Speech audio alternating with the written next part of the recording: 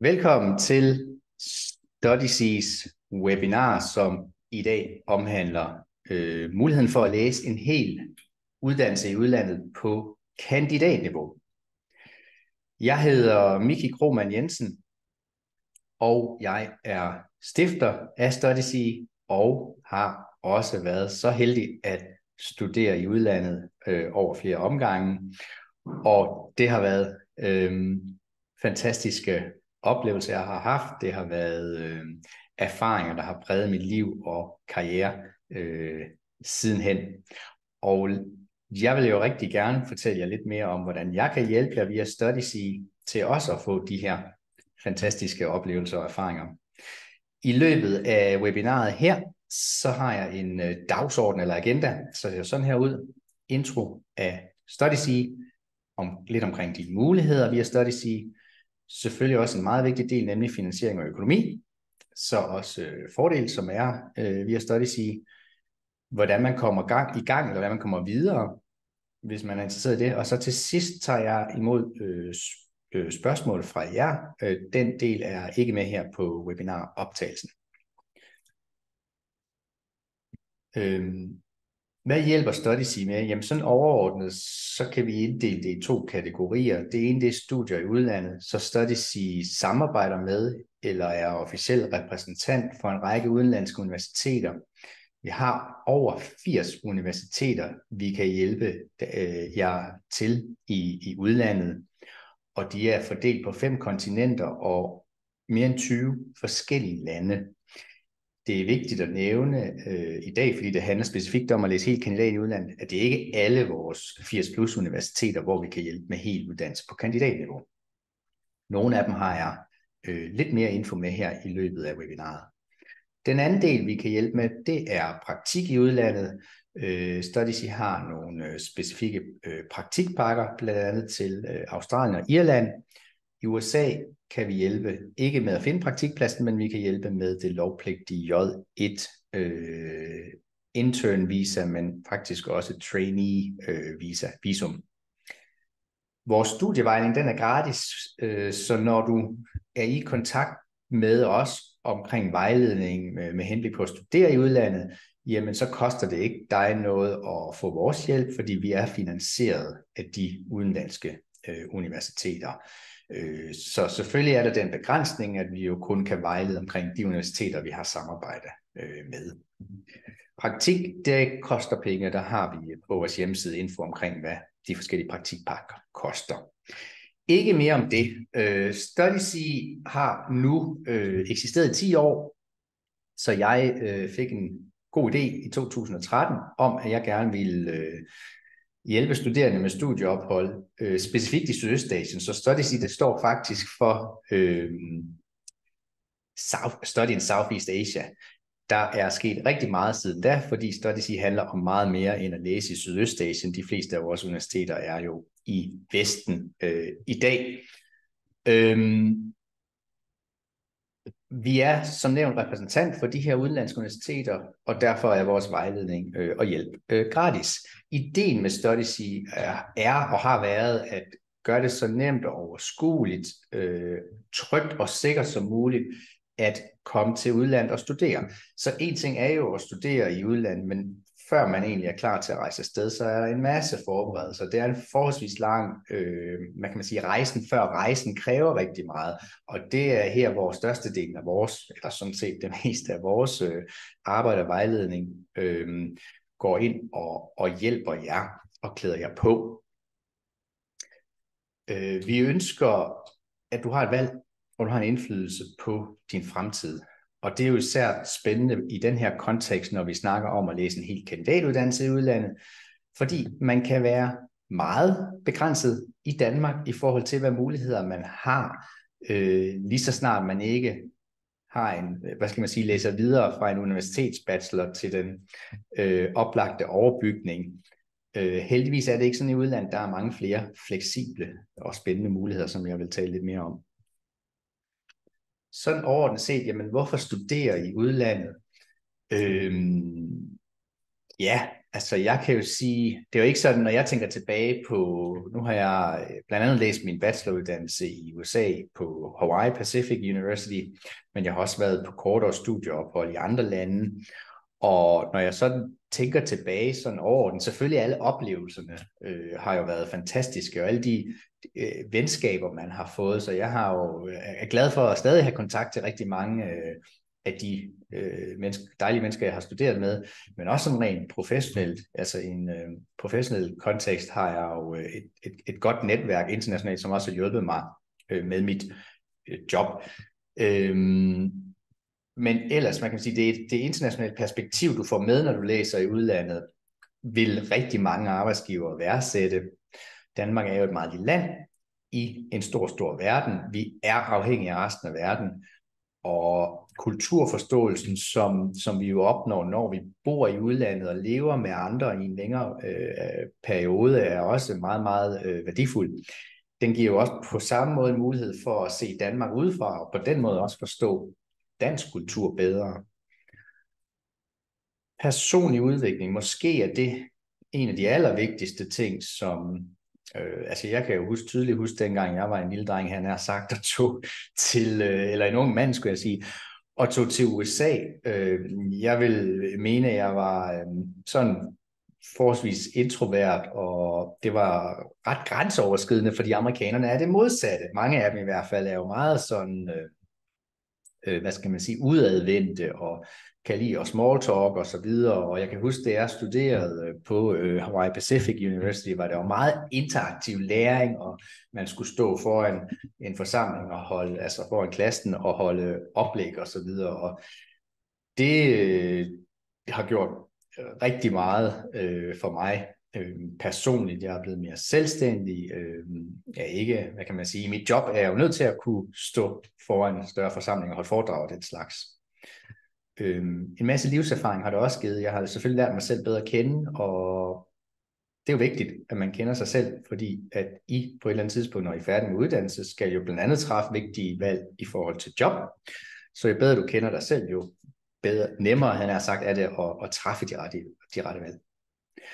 Styrk dine karrieremuligheder, opbygge et internationalt netværk, styrk dine sprogkundskaber, tag til det engelsk land, bliv bedre til engelsk, tag til et andet land og eventuelt lære et nyt sprog.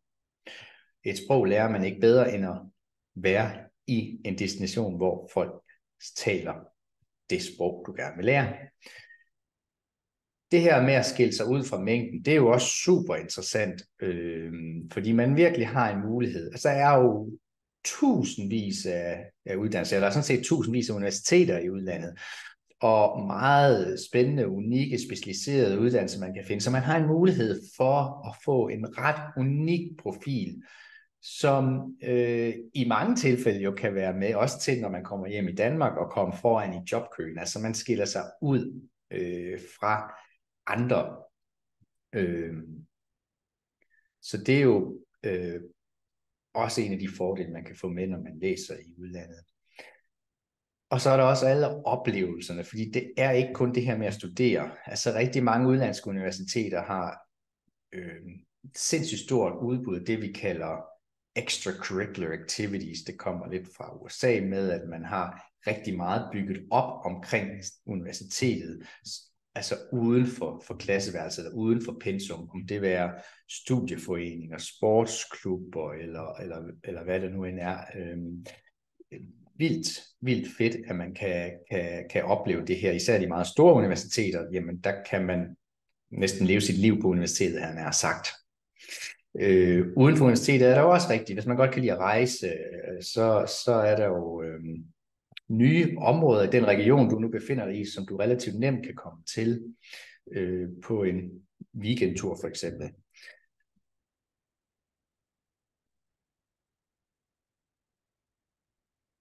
Ja, altså som eksempel, hvis du tager til Asien og studerer, så er det relativt nemt. Lad os sige, at du læser i Kuala Lumpur i Malaysia, så er det forholdsvis nemt at tage på en weekendtur, og også billigt til for eksempel Thailand eller Vietnam eller andre steder, som jo vil koste forholdsvis meget, hvis man skulle rejse dertil fra Danmark. Dine muligheder.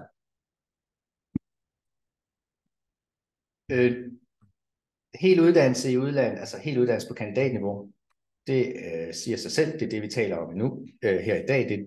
Det kan Study selvfølgelig hjælpe med, men vi har altså også en masse andre typer af ophold, vi kan hjælpe med.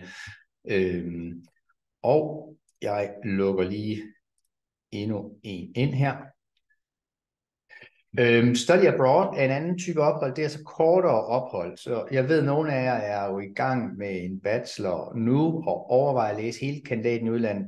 Hvis man ikke er helt hooked på at skulle være i sted 1 år eller 1,5 år eller 2 år, eller læse hele kandidaten i udlandet, så har vi altså også mulighed for at hjælpe med kortere ophold. Det er det, vi kalder study abroad, hvor man for eksempel som en led i sin uddannelse, altså tager et semester som en del af sin uddannelse i udlandet. Så det minder meget om udveksling. Sabbatår, det er for de unge mennesker, der har gennemført gymnasiet og endnu ikke gået i gang med videregående uddannelse, der kan vi også hjælpe med kortere studieophold. Top op. Har du for eksempel en 2-årig erhvervsakademiuddannelse fra Danmark, er der mulighed for at få meritoverført og så læse måske på 1 år i udlandet og så have en bachelor. Sommerskole sprogkurser har vi også mulighed for at hjælpe med i begrænset omfang, og så praktik i udlandet, som jeg nævnte tidligere. Men hvis vi går tilbage til det handler om i dag, nemlig det her med at læse kandidaten i udlandet, som oftest vil hedde en masteruddannelse, så har vi en masse universiteter, hvor det kan lade sig gøre på, og her der er en oversigt på, hvor henne i verden at StudySeed kan hjælpe jer til, hvis I vil læse hele kandidaten i udlandet. Der er jo ikke alle 80 plus universiteter her, og det er fordi nogle af de øvrige universiteter, vi har, kan vi måske ikke, hvad kan man sige, kun hjælpe måske med de andre typer ophold, for eksempel study abroad ophold. Men de her kan altså lade sig gøre, hvis du vil læse en hel kandidat. Selvfølgelig er der også et overblik over det her på vores hjemmeside. Det skal jeg lige huske at vise jer senere her i løbet af webinaret. Der er mange universiteter, jeg når ikke at tale om alle sammen, fordi det er meningen, at jeg har sat omkring en time af til det her. Men nogle af dem har jeg lidt slides med.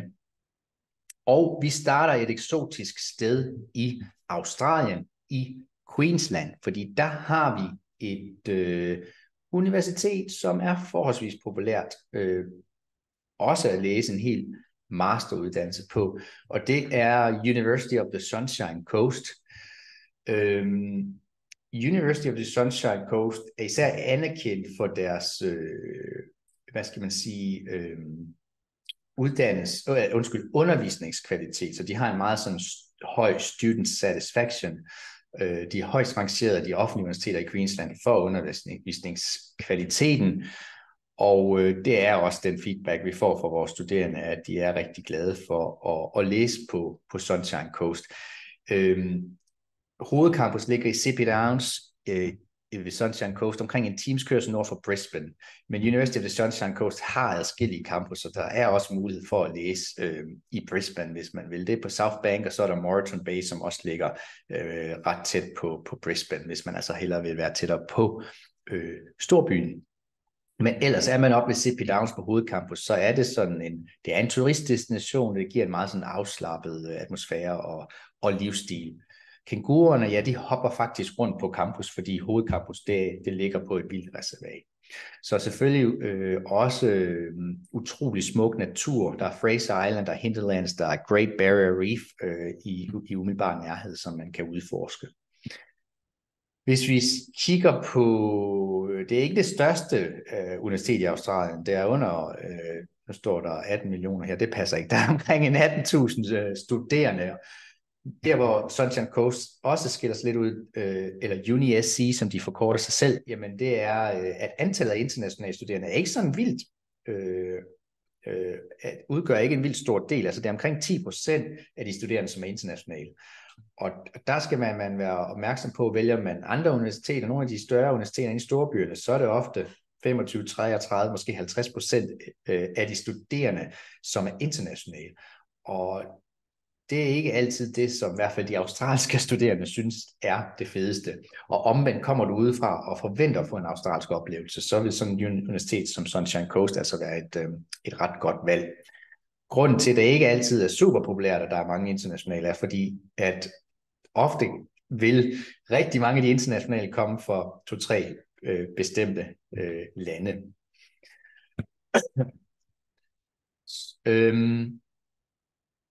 Hvis vi kigger på Sunshine Coast, og også en af grundene til, at jeg har den med her, også, og en af grundene til, at den er populær, er faktisk, fordi det er et af vores billigste, jeg mener også det billigste, i hvert fald når man trækker de scholarships fra, som universitetet tilbyder vores studerende, at læse en hel masteruddannelse på. Så det gør det ret attraktivt og noget nemmere at finansiere, fordi generelt er Australien ikke det billigste sted i verden at studere. Ja, i forhold til scholarships, når jeg siger scholarships, så er det de stipendier, eller de rabatter, kan man godt sige, man kan opnå, som man kan få. Og det er egentlig størstedelen af vores studerende, når de læser en hel uddannelse i udlandet, så får de en form for scholarship. Og det er ikke sådan, at du skal have 12-taller for at få et scholarship.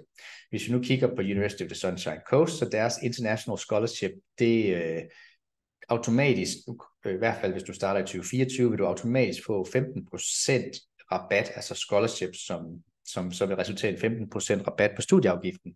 Der er også mulighed for at opnå 20%, hvis man har taget en officiel engelsk sprogtest og får en karakter, der er højere end minimumskrav, som universitetet har. Så det er en ret god deal. Hvis vi hopper videre til et andet australsk universitet, så har vi Macquarie University i Sydney. Sydney Melbourne er nok nogle af de mest populære byer, større byer i Australien, for internationale og også danske studerende at læse i. Macquarie er et ret godt universitet, sådan hvis man kigger på rankings og så videre overordnet. De er blandt verdens top 1% af universiteter, og det er et, kan man godt sige, mere traditionelt forskningsuniversitet. Over 39.000 studerende er der. Campus er et ret stort område, hvor du blandt andet har de deres eget hospital, de har et privat hospital, de har deres ikke deres egen, men de har en togstation på campus også, så også godt forbundet til resten af Sydney og centrum. Så du har også blandt andet, hvis man kigger på destinationen, du har både by og strand, kulturelle oplevelser, og kommer ud med en uddannelse fra et ret anerkendt universitet. Og så det, der også er ret interessant ved Macquarie, det er, at der pt. Også er de her ret attraktive scholarships på 10.000 australske dollars per år, som man altså også, hvis du optages som dansk studerende, automatisk vil få, som så bliver fratrukket din studieafgift. Så det er altså rigtig mange penge at spare.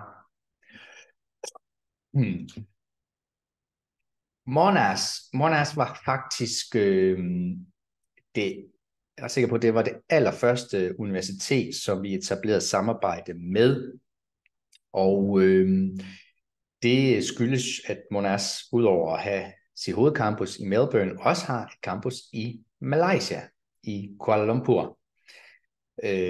Monash er det største universitet i Australien. Der er over 60.000 studerende på Monash. Det er også stort set lige meget, hvilken af de her internationale ranglister, du kigger på, vil Monash altid som minimum være i verdens top 100. Så det er et super godt, meget, meget anerkendt universitet. Også, hvad kan man sige, et altså et research university.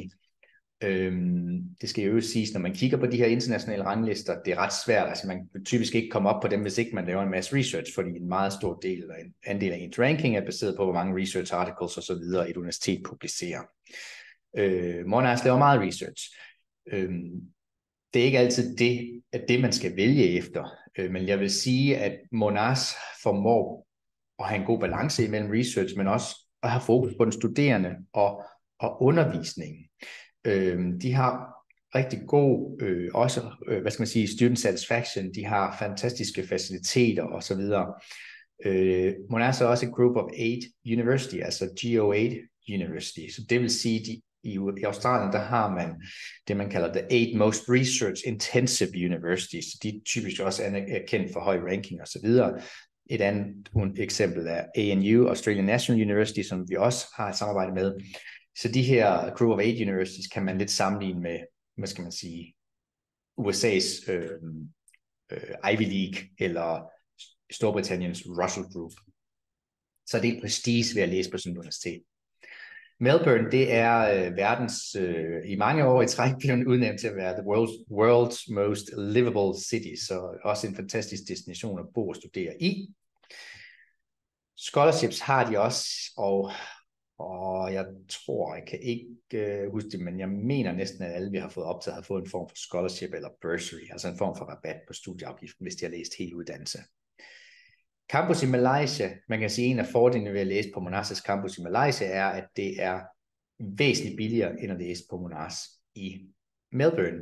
Dels på grund af leveomkostninger er meget lavere, men altså studieafgiften er også meget lavere i Malaysia, end den er på Melbourne campus, eller det australske campus.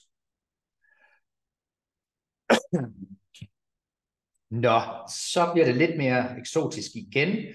Tidligere snakkede vi om Sunshine Coast, som jo er Australien. I USA har vi et andet eksotisk universitet, der hedder Hawaii Pacific University. Og det er jo min alma mater, altså det er her, jeg læste min bacheloruddannelse. Jeg har læst Bachelor of Science in Business Administration, men med turisme, Travel Industry Management som hovedfag, som jo også er oplagt at læse i Hawaii. Hawaii, det er jo den 50. delstat i USA, som ligger meget, meget isoleret midt ude i Stillehavet. Det er en delstat bestående af en hel del øer, men der er sådan 4 hovedøer. Og I skal ikke være bange for vulkanen, fordi den er på den ø, der hedder Hawaii, altså Big Island, hvor Hawaii Pacific er på en anden ø, der hedder Oahu, som er der, hvor delstatshovedstaden Honolulu ligger. Jeg mener, vi er på lidt over 1 million mennesker, som bor på øen Oahu. Og Honolulu har stadig sådan en lidt storbys feeling, kan man sige. Hawaii Pacific er det største private universitet i Hawaii, omkring 5.000 studerende. Meget, meget populært for skandinaviske studerende, men generelt også en af de mest internationale diverse universities i USA. Som et privat universitet får man lidt mere for pengene, eller jeg vil sige mere for pengene, men man får en lidt anden oplevelse, end man gør på et offentligt universitet. Blandt andet er der små holdstørrelser. Det kunne jeg rigtig godt lide, da jeg studerede det. Det gjorde, at det var meget sådan interaktivt. Alle kendte hinanden, professorerne kender dig. Det kan jo gavne på mange måder. I mit tilfælde hjalp det mig med at få praktik, som så senere hjalp mig med at få job. Det var egentlig gennem en af mine undervisere, at det lå sig gøre. Kulturelt er Hawaii meget anderledes end resten af USA, så du har et mix mellem amerikansk og asiatisk kultur. Ret spændende, ret interessant vil jeg sige. Ja. Og i forhold til uddannelser, så har de blandt andet en del, hvis nok kandidatuddannelser, så er nogle af de mere populære uddannelser, blandt andet business, kommunikation, marinebiologi, så har de også ret unik uddannelse, der hedder Military Diplomacy Studies, som er lidt en form for international relations, men som har mere fokus sådan på militærets rolle i samfundet. Hawaii Pacific er også en af de mere sådan affordable, altså meget prisvenlige universiteter i USA generelt. Især den uddannelse, der hedder Master of Arts in Strategic Communication, har en lidt lavere studieafgift end nogle af de andre uddannelser. Nå, vi bliver i USA, vi hopper til Kalifornien. I Kalifornien, der har vi Westcliff University, som jeg har med her. Vi har mange andre universiteter i Kalifornien også. Men Westcliff har jeg taget med. Der er særligt en ting ved Westcliff, som jeg synes er utrolig attraktivt. Og hvis vi lige zoomer ud og kigger på det her med, hvis man tager til USA og studerer, og man kommer ind på et F1, student visa hedder det, så er der nogle regler bundet op på det. Blandt andet må man ikke bare tage et job ved siden af studiet. Og det begrænser jo ens muligheder for at tjene nogle penge ved siden af studiet. Westcliff har heldigvis gjort det sådan, at i deres uddannelser indgår praktik, eller det man kalder CPT, Curricular Practical Training, som gør, at man godt må tage et studierelevant job ved siden af sit studie. Altså man må arbejde deltid ved siden af sit studie og tjene penge. Så det gør jo både, at man får noget erfaring, men også, at man kan tjene lidt penge til studie- og leveomkostninger osv. Westcliff University ligger i Irvine, Orange County, i Kalifornien. tæt på Newport Beach, Huntington Beach, meget populære strande, surferdestination osv. 40 minutter til LA og cirka 75 minutters kørsel til San Diego. Så i Sydkalifornien, attraktiv klima, attraktiv beliggenhed. Og så er det også en af vores billigste amerikanske universiteter at læse på. Så mange tænker, at USA det er virkelig, virkelig dyrt, men vil man have noget for pengene, så er det sådan et universitet som Westcliff, som er ret attraktivt. Især hvis man går hen og læser, lad os sige et engineering, de har en engineering management grad, den er godkendt til lige knap, altså til den høje sats i udlandsstipendium, det vil sige lige knap 96.000 kroner per år, og det gør det ret attraktivt at læse den type uddannelse, fordi deres studieafgift er ikke vanvittigt høj sammenlignet med for eksempel businessgrad. Nu bliver det lidt teknisk. Jeg skal nok lige komme tilbage til det her med udlandsstipendium, hvor mange penge og så videre man kan få ved fra staten. Mulighed for at arbejde under uddannelsen, det har vi nævnt. Yes.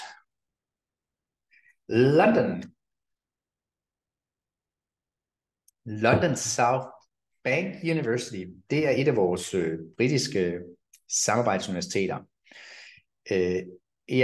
Og LSBU er nok det mest populære af vores universiteter i Storbritannien. LSBU det er et moderne universitet, som ligger i hjertet af London. Der er nok ingen tvivl om, at rigtig mange også vælger det på grund af beliggenheden. Det ligger centralt, og så har de til med også deres egen studieboliger. Og London er jo ikke den billigste by at bo i. Så derfor er det ret attraktivt med de her studieboliger, som egentlig ligger også centralt og ved campus, som man som LSBU-studerende har mulighed for at bo i, fordi studieboliger er jo prissat på en noget anden måde, end når man skal ud og søge noget bolig på det private marked. Over 17.000 studerende. LSBU, ligesom andre britiske universiteter, har 1-årige masteruddannelser, og LSBU er i den lave ende sådan rent prismæssigt, så gør det forholdsvis fornuftigt i forhold til finansieringen. Derudover så har de også nogle ret interessante uddannelser. Egentlig for at nævne et eksempel, de har en Master of Science in Psychology, og det der er interessant ved det er, at man næsten kan kalde det, man kan nok kalde det man vil kalde en conversion degree, altså man kan læse den her psykologi mastergrad, uden at have en bachelor i psykologi. Så hvis du har læst matematik eller kemi eller noget andet, kan du faktisk søge optagelse på den her uddannelse. Blot som eksempel. Okay, så bliver det vældig eksotisk igen, fordi vi hopper til Asien. Vietnam, som i øvrigt også er en af de lande, jeg har haft fornøjelsen af at bo i. Meget, meget fantastisk, meget spændende, meget, meget anderledes land og kultur.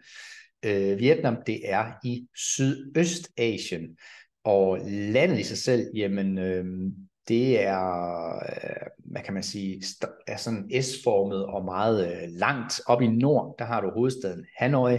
Nede i syd har du den største by i Vietnam, som hedder Ho Chi Minh City, også tidligere kaldt Saigon.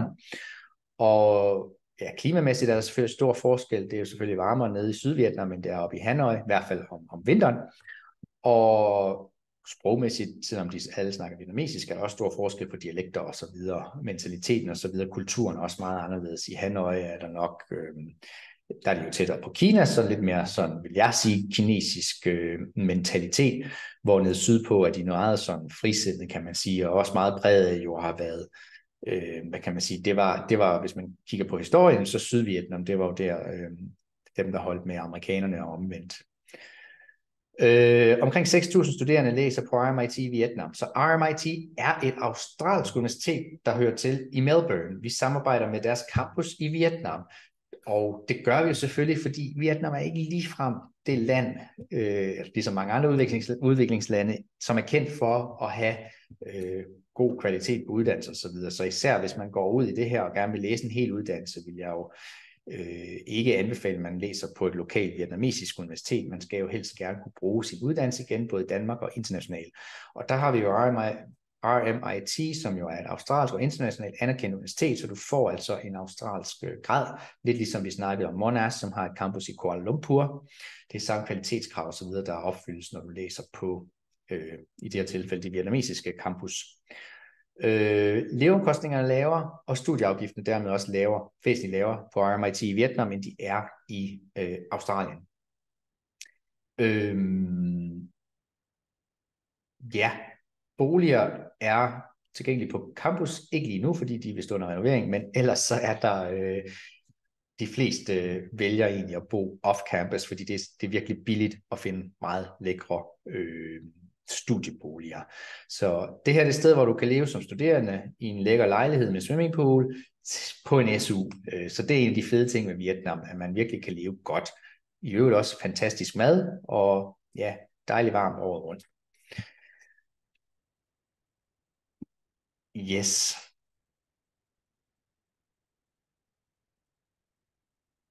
Så tror jeg, vi kommer til New Zealand, og lad os lige beundre det her billede lidt. Det er det her Clock Tower bygning, som er en del af University of Otago, som i øvrigt er New Zealands ældste universitet, grundlagt i 1869. Fantastisk sted at være studerende. Virkelig, virkelig smukke omgivelser. Og det er altså ikke kun universitetet eller byen Dunedin, som det ligger i. Det er jo bare New Zealand generelt. Har du ikke set Ringenes Herre endnu, så sørg for at se det. Det giver dig et meget godt indblik i, hvor storartet og fantastisk New Zealands natur er. University of Otago er også et rigtig godt universitet. Omkring 13 discipliner rangerer de i verdens top 100 i. Og hvis vi sådan kigger på, der er jo rigtig meget fokus, og det er meget op i medierne selvfølgelig også, det her med trivsel. Og det er jo også værd at tage med i sine tanker, når man skal vælge et universitet, fordi det kan jo godt, og det skal jeg være ærlig at sige, jeg har selv, som sagt, boet i Vietnam. Tager du til sådan et land og bor i en by, en kæmpestor storby, som Ho Chi Minh City er, jamen så er der, så kan man godt blive lidt skør i hovedet, fordi der er meget højt støjniveau, der er utrolig meget trafik, tingene går rigtig, rigtig stærkt, og det kan godt virke stressende, og derved gå ud over den sådan oplevelse, du har, og også din trivsel. Det er et sted i hvert fald, hvor man føler i weekenderne, der skal man lige ud af byen. Hvis vi kigger på New Zealand, jamen det er en nogenlunde fornuftig størrelse studieby. Den har alt det, man har brug for, Dunedin for eksempel, men der er også nem adgang til alt det, som naturen omkring byen jo tilbyder. Så New Zealand, om du vil stå på ski, eller du vil surfe, eller du vil se hvaler, eller bare vandre i bjergene, det kan du. Og på den måde kan man få en rigtig god balance, og det positive, der er ved at være eksponeret over for naturen, og have let adgang til den.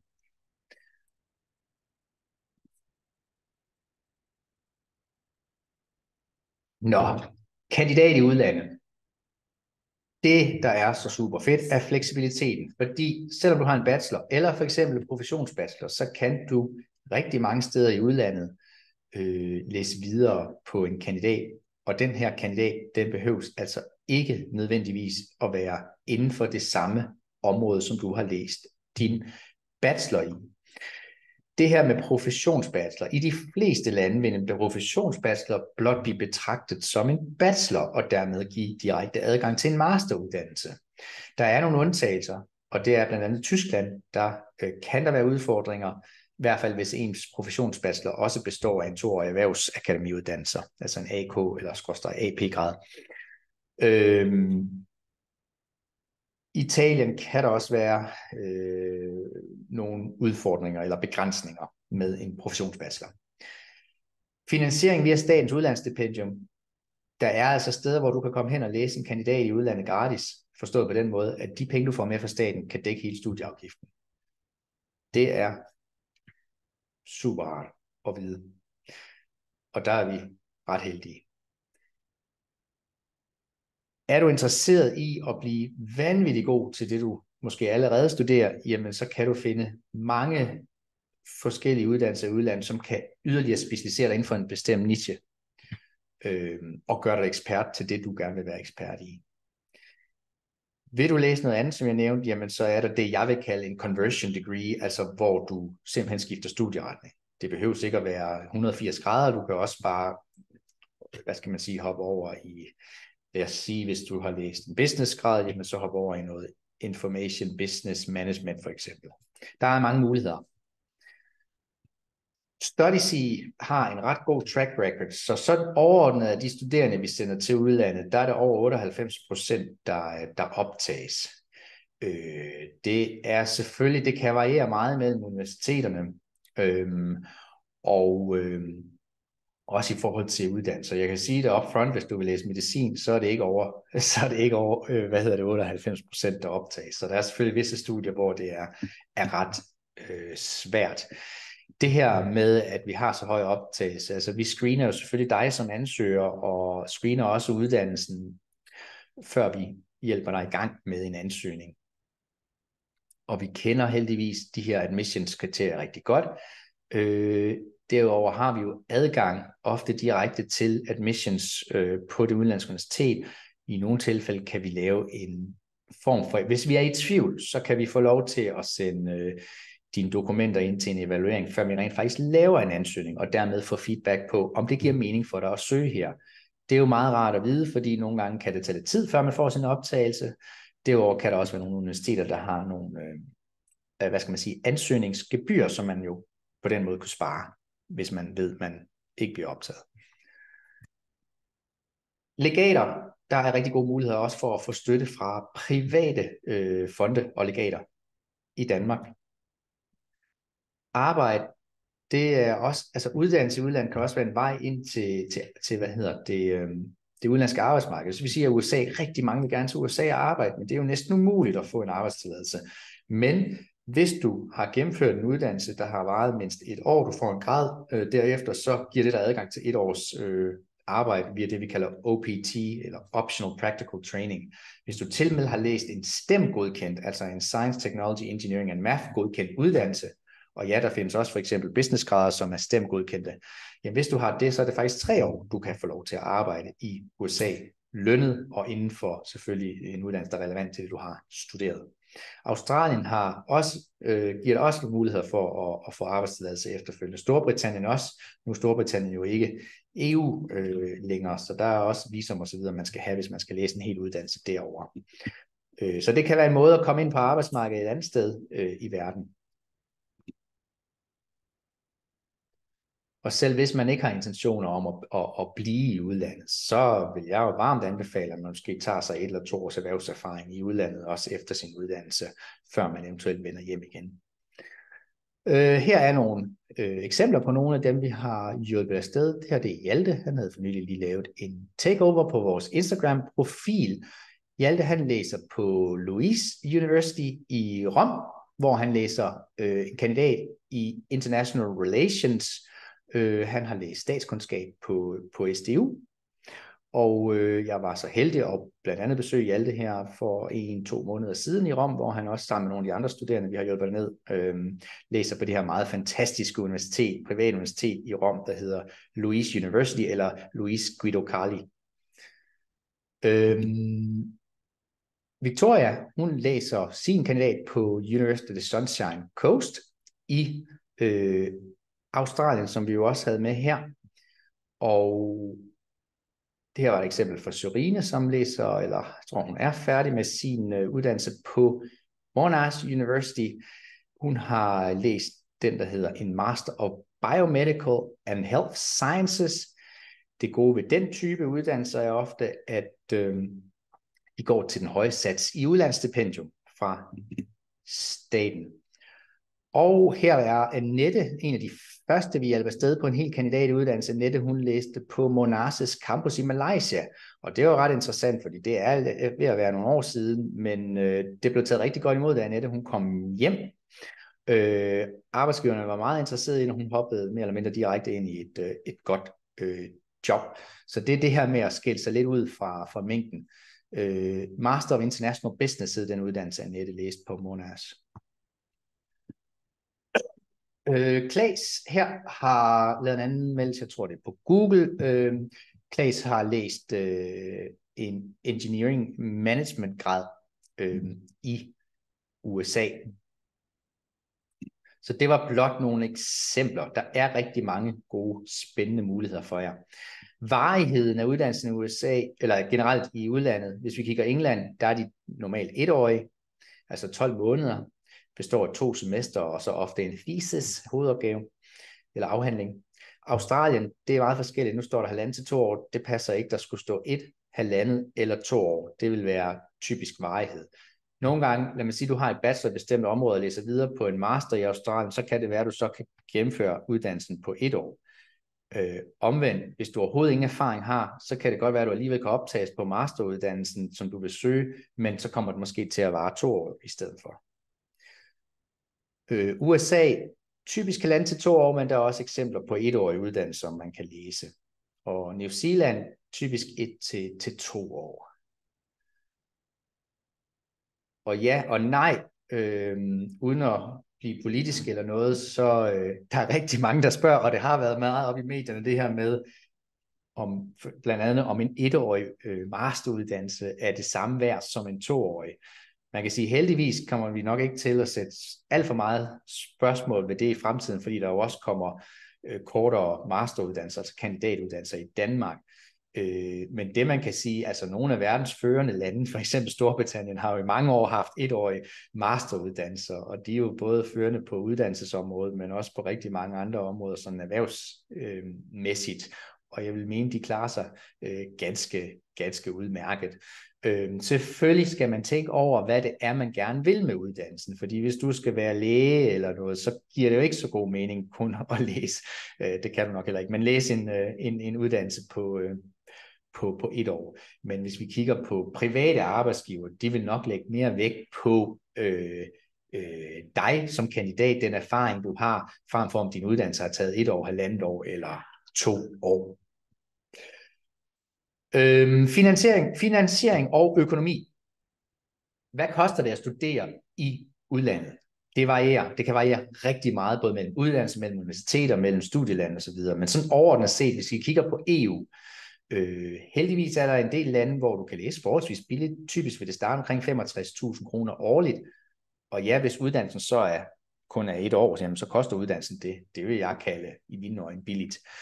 Men typisk vil det variere fra mellem 65 til 160.000 kroner årligt.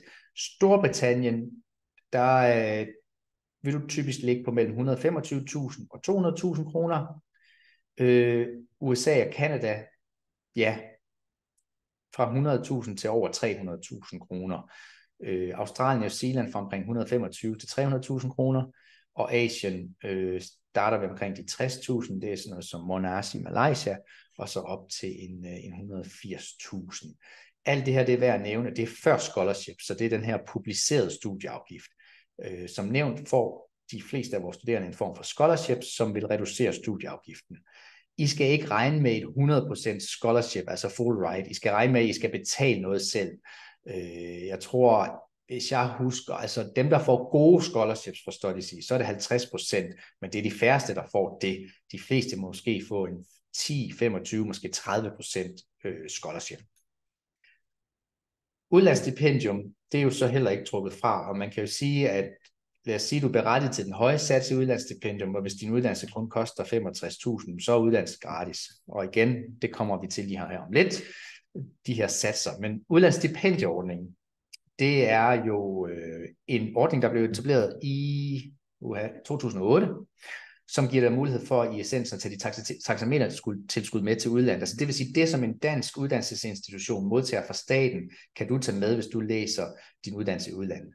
Du kan maks få udlandsstipendium med i 2 år, og du kan kun få det med enten til en hel uddannelse på kandidatniveau, eller til et meritgivende studieophold, som er led i en dansk uddannelse. Så hvis du for eksempel tager afsted et semester på din bacheloruddannelse, så kan du også få udlandsstipendium med. Men du kan altså ikke få udlandsstipendium med, hvis du læser en hel bacheloruddannelse i udlandet. Satserne, jamen de afhænger af uddannelse, og hvis vi kigger på 2023 satserne, hvis du læser en uddannelse, en billig uddannelse, altså en uddannelse i samfundsvidenskab, humaniora for eksempel, jura også for eksempel, business og så videre, så går du til en sats, der hedder 92.000 kroner per ikke per år, men for en 2-årig uddannelse. Så hvis din uddannelse kun er 1-årig, så er det altså kun halvdelen af de beløb, jeg har her på slidet, som du kan få med i udlandsstipendium. Kommunikation, naturvidenskab, medievidenskab for eksempel, de vil gå til sådan en mellemsats, så det hedder for en 2-årig uddannelse 131.200 kroner. Og hvis vi så kigger på de fleste STEM-uddannelser, tekniske uddannelser, ingeniøruddannelser, medicin osv., så er den høje sats, der hedder 191.800 kroner for en 2-årig periode. Så det betyder altså også, at i nogle af de vestlige lande kan man læse en IT-grad gratis, eller få den dækket ind af udlandsstipendiet. Hvor hvis du læser business, og du vil have det hele dækket ind, så er det nok EU eller Asien, man skal kigge på.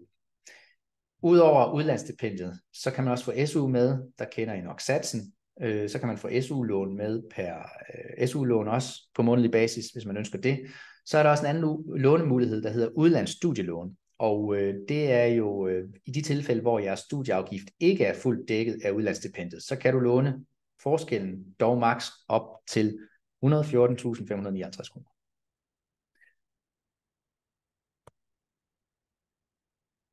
Øvrige finansieringsmuligheder, det er legater, og de fleste får altså legater.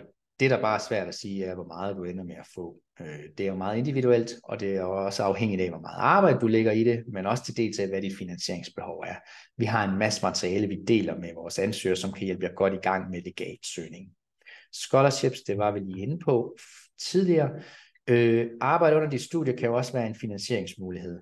Australien må du arbejde gennemsnitligt 20 timer om ugen ved siden af de studier, og der må du godt tage et job på en restaurant eller bar, eller hvad du nu har lyst til. Og i USA er reglen, at du kun må arbejde på campus. Der var så bare lige den her undtagelse ved Westcliff University, hvor det godt kan lade sig gøre at arbejde off-campus. EU, jamen der skal I ikke bekymre jer, fordi i EU er der fri mobilitet, så der må man gerne som EU-borger, altså som dansker, arbejde ved siden af sit studie. Banklån, kassekredit kan måske være en finansieringsmulighed. Personlig opsparing, måske forældre, kan måske også være en finansieringsmulighed. Ja, jeg kan godt se, at jeg er ved at få brugt min tid. Nå, jeg skynder mig. Fordele via StudySeed. Vi gør det nemt overskueligt. Rejsen før rejsen, havde jeg sagt. Det er de 3 første steps her. Så første tanke. Nogle af jer sidder nu i det stadie her, vi kalder første tanke eller afklaringsstadiet. Du har måske brug for noget viden, måske noget inspiration, og du er med til webinaret her i dag. Det er super godt. På vores hjemmeside er der selvfølgelig også en inspirationssektion, hvor der både er nogle artikler, nogle alumneprofiler, man kan læse og se. Vi har også de sociale medier. En gang imellem har vi studerende i udlandet, der laver det, vi kalder en takeover, for eksempel af vores Instagram-profil. Næste step, hvad kan man sige, altså I kan allerede i første tanke, hvis I har brug for noget sparring, tage kontakt til os, eventuelt booke et vejledningsmøde. Hvis vi så finder frem til et universitet, som matcher dig eller en uddannelse, så tager vi dig videre ind i det, vi kalder ansøgningsstadiet. Og du får vi kalder det en ansøgningsguide, eller ansøgningsvejledning, som er målrettet den uddannelse og det universitet, du vil søge. Og når vi så, når du har forberedt dine ansøgningsdokumenter, så sender du dem til os, eller uploader dem til StudySeed, så tjekker vi, at alt er korrekt i det format, det nu skal være. Og hvis det er det, så enten sender vi ansøgningen ind til universitetet, eller også så får du instrukser på, hvordan du selv gør det. Det er vigtigt, at man ikke, at du ikke går hjem nu og så laver en ansøgning direkte ved et udenlandsk universitet, fordi så er det ikke sikkert, at StudySeed korrekt bliver tilknyttet ansøgningen, og dermed måske ikke kan hjælpe dig. Så vent med at søge, til du lige har været i kontakt med os og fulgt den vejledning, vi har sendt dig, hvis du ønsker at få hjælp fra StudySeed. Ansøgningsstadiet, jeg kan sige, lige så snart at man er optaget på uddannelsen i udlandet, så går vi i gang med at indhente den dokumentation, der skal bruges til til at få uddannelsen godkendt til SU, i det tilfælde, at uddannelsen ikke allerede er på SU's fast track liste, som den nu skal være på. Det skal jeg jo sige, det er en proces, der tager 5 måneder, så det er en god idé, hvis uddannelsen ikke allerede er godkendt til SU, at man man starter sin forberedelse tidligt. selvom man godt kan få SU og udlandsstipendium med tilbagevendende kraft, så er det jo meget rart at vide, før man starter på en uddannelse, at den altså er godkendt. Pre-departure-stadiet, der er, den tror jeg har lidt mere med her, der kan man sige sådan rent socialt, vi har Facebook-grupper på vores mest populære destinationer, som du kan bruge til at connecte med andre, der enten har været, er eller også skal til samme destination som dig. Pre-departure møde holder vi nu også her i Odense, hvor man også vil møde andre, der skal afsted i samme periode som en selv. Forberedelser, ja, pre-departure guide får du i pre-departure stadiet, altså når du er optaget, der er samlet de mest vigtigste praktiske ting, du skal have styr på, før du rejser. Vi hjælper selvfølgelig, hvis du skal have visum og så videre, guider dig omkring visumansøgning. Boligguide har vi også, en generel boligguide. Forsikring, boligguide kan man sige, mest relevant for dig, der ikke vil bo på universitetets studieboliger. Forsikring, vi formidler Gaudas forsikringer, og som også laver forsikringer til studieophold i udlandet.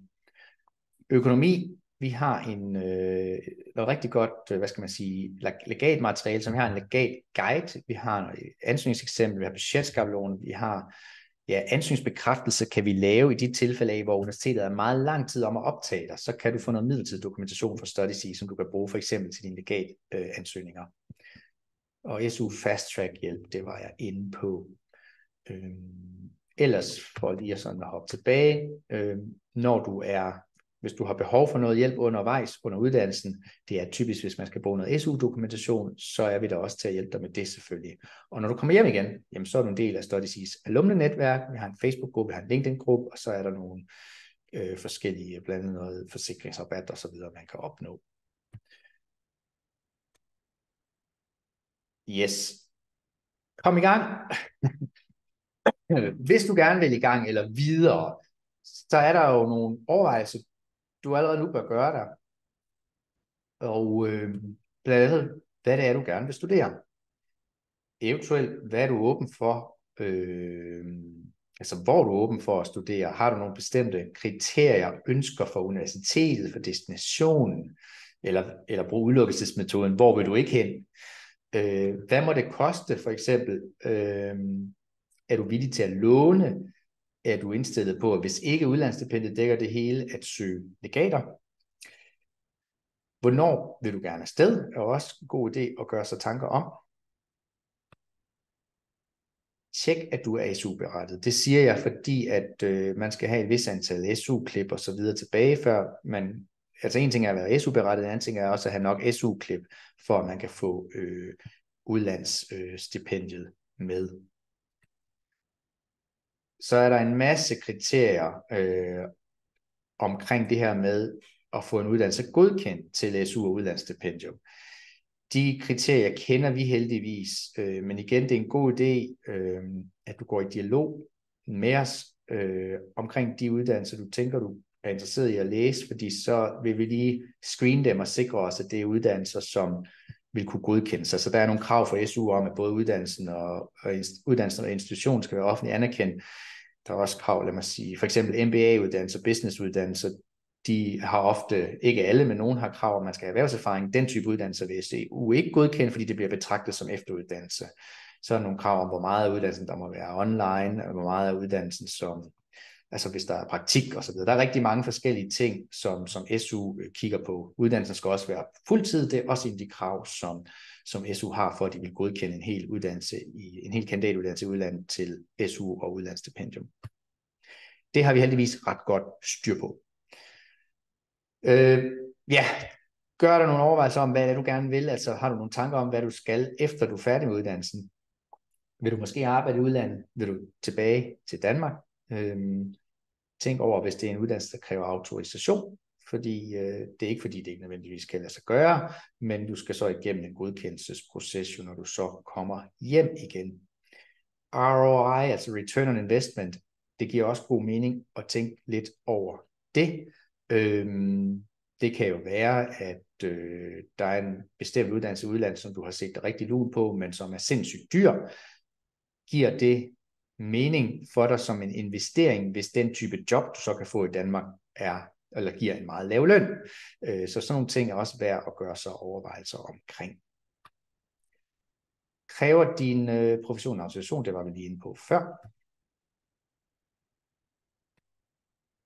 Kontakt Studies ID, dine tanker og ønsker. Det vi rigtig gerne vil vide, når du gør det, er, hvad er din nuværende uddannelsesbaggrund, og også meget gerne, hvad du har i karakter gennemsnit, fordi så danner vi også et billede af, hvad der kan lade sig gøre, i hvert fald hvis du gerne vil have nogle forslag fra os til for eksempel universiteter.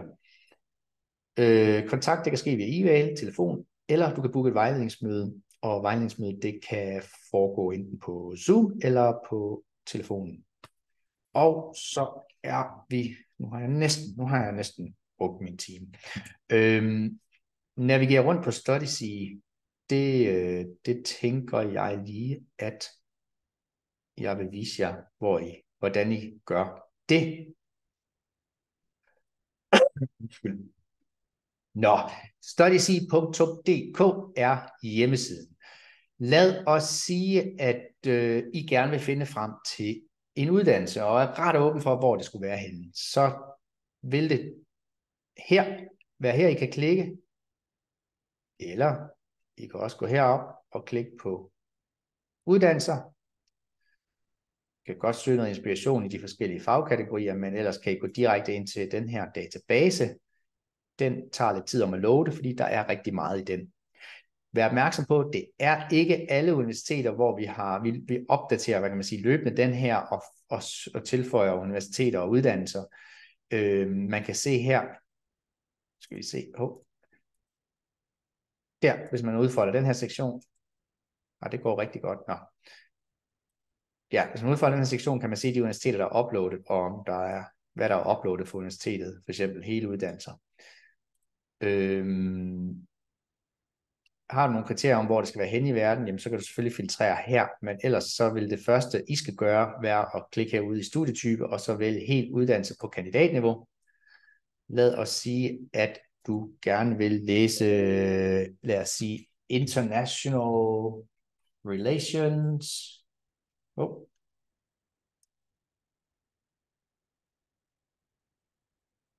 Skal vi se der. Så burde der komme nogle eksempler op her. Du kan klikke her, så kommer du ind til universitetsprofilen. Så hvis vi nu tager, lad os sige, Macquarie University, de har den her uddannelse, så kommer du ind på universitetsprofilen for Macquarie. Hvis du så vil finde mere specifik info omkring for eksempel uddannelsen, så klikker du her, uddannelser, går ned til sektionen, helt uddannelse på kandidatniveau, og så er der så link ind til, hvor du kan finde, hvad skal man sige, uddannelserne på Macquarie. Der er andet relevant info her, økonomi og så videre også. Du kan også, hvis man går fra forsiden, gå ind og se de forskellige universiteter. Her, der er alle vores universiteter, der skal I bare være opmærksom på, det er ikke alle universiteter, hvor vi kan hjælpe med helt uddannelse på kandidatniveau. Hvis vi tager et eksempel her, London South Bank University, universitetsprofil for LSBU.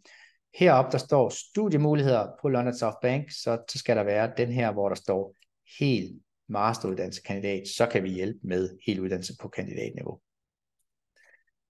Man kunne også gå op på universiteter og så scrolle ned i bunden her, fordi der er en sektion her, der hedder, hvilke universiteter optager studerende på hele uddannelser, altså gennem Studiesy. Fold den ud, så er der et overblik her, og der hvor der er flueben i master, det er de universiteter, hvor vi kan hjælpe med hele uddannelse på kandidatniveau. Man kunne også gøre noget andet, fordi at, under kom i gang, helt uddannelse, helt kandidat, der er der også universiteterne på, men der er også noget andet nyttig information.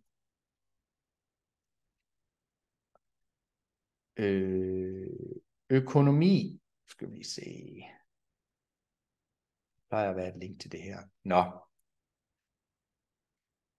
Hvis I er interesseret i at vide, eller få overblikket over de finansieringsmuligheder, der er, kan I også klikke på kom i gang, og så er der et link her til finansieringsmuligheder. Så vil den vise for kandidat, der er udlandsstipendium, udlandsstudielån, SU, SU-lån, legat og scholarship. Så når I scroller lidt ned her, så er der en forklaring af de forskellige